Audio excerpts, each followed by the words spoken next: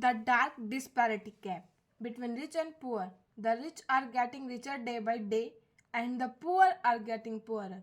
This disparity between the rich and poor is growing at a very fast pace. The two ends are at wide extremes and there is no common point where they stand equal.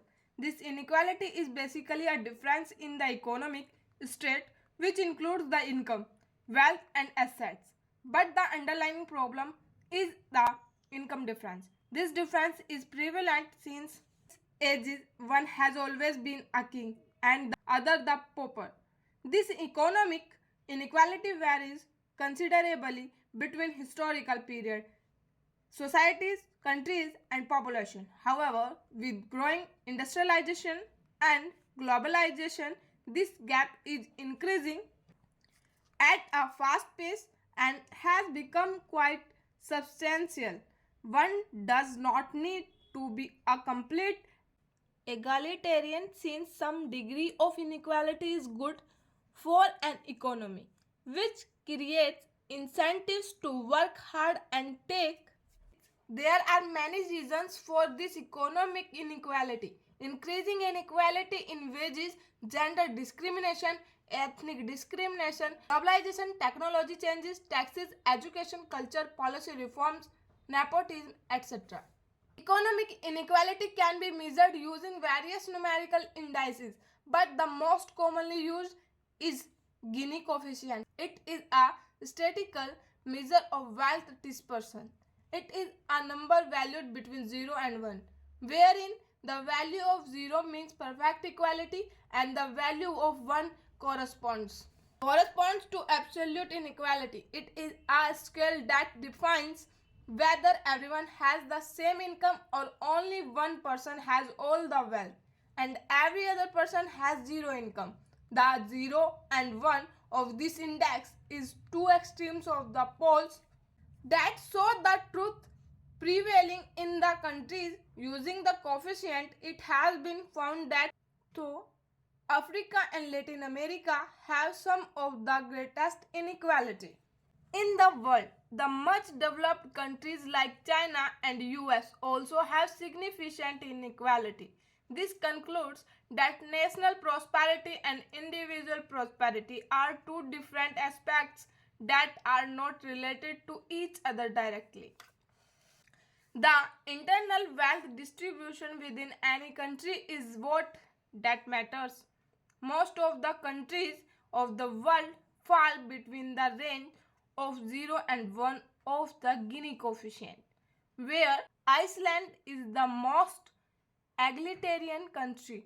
Finland, Germany and Sweden have low coefficient. Israel and USA have relatively high Gini coefficients. The gap varies significantly between the rich and poor in the developed and the developing countries. The economic interdependence that is growing at a fast rate is very asymmetrical. The benefits and costs of linking and delinking are unequally distributed. Industrialized nations like Japan, USA, Europe are very independent in their relations with each other. On the other side, the developing countries are highly dependent on industrialized nations but independent from one another with respect to economic relations. Thus, the globalization creates two segments of winners and losers, and also inevitably includes both risk and opportunities. A January 2014 reported by Oxfam claims that the 85 wealthiest individuals in the world have a combined wealth equal to that of the bottom 50% of the world's population, or about 3.5 billion people, according to a Los Angeles Times analysis of the report. The wealthiest 1% owns 46% of the world's wealth. People, a small part of the wealthiest 1%, own about 0.7% percent of the human population's wealth, which is the same as the bottom half of the population. More recently, Oxfam's 2017 report says the top 8 billionaires have as much wealth as the bottom half of the global population, and that rising inequality is supremacy wages as businesses are focused on delivering higher returns to wealthy owners and executives. This data clearly speaks for the dark disparity between the rich and the poor. Some also feel that education and inequality goes hand in hand, but the relationship between them is not clearly defined.